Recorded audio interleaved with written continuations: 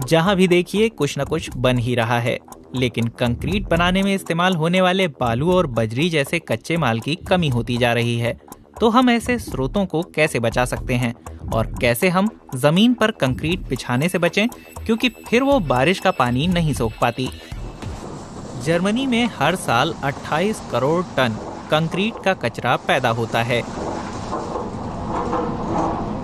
लेकिन कम से कम इस कचरे को जल्द ही नई कंक्रीट में बदला जाने लगेगा। दक्षिणी जर्मनी में होलसिम नाम की कंपनी रिसाइकलिंग बिल्डिंग मटेरियल बनाने की विशेषज्ञ है। इसकी एक क्रशिंग मशीन कंक्रीट के टुकड़ों को छोटे छोटे दानों में तोड़ देती है, जिन्हें आकार के आधार पर छांट लिया जाता है। फिर इन दानों को सीमेंट बनाने वालों को बेच दिया जाता है। होलसिम के लिए जो फायदेमंद है, वो पर्यावरण के लिए भी अच्छा है। साइट पर ही प्रोसेसिंग से ट्रकों को लाखों किलोमीटर तक नहीं चलना पड़ता।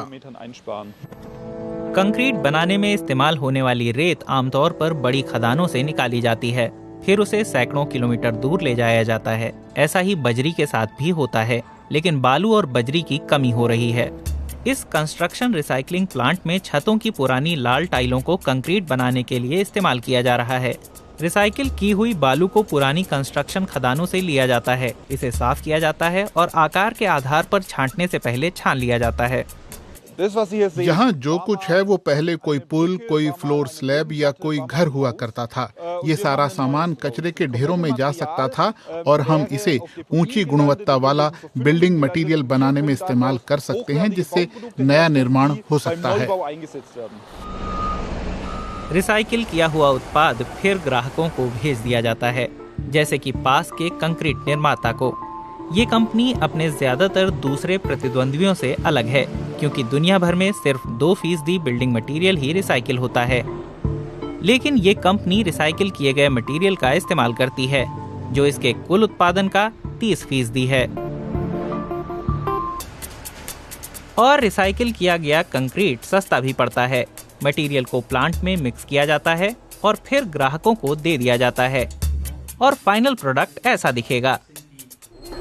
एक ऐसा बिल्डिंग मटेरियल जिसे ज्यादातर ग्राहक पारंपरिक उत्पादों से ज्यादा पसंद करेंगे।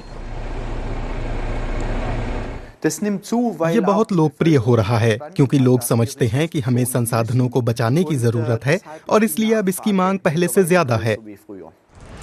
सीमेंट प्लांट में अन्य समाधान भी तैयार हो रहे हैं, जैसे कि परमिएबल कंक्रीट, जो बारिश के पानी को सोख सकता है और शहरों की जलवायु को सुधारने में मदद कर सकता है। बारिश का पानी इस कंक्रीट से रिस कर जमीन में जा सकता है। इससे भूजल का स्तर सुधारने में मदद मिल सकती है और फिर गर्मी पानी को भाप भी बना सकती है, जिससे सतह गर्म नहीं रहती।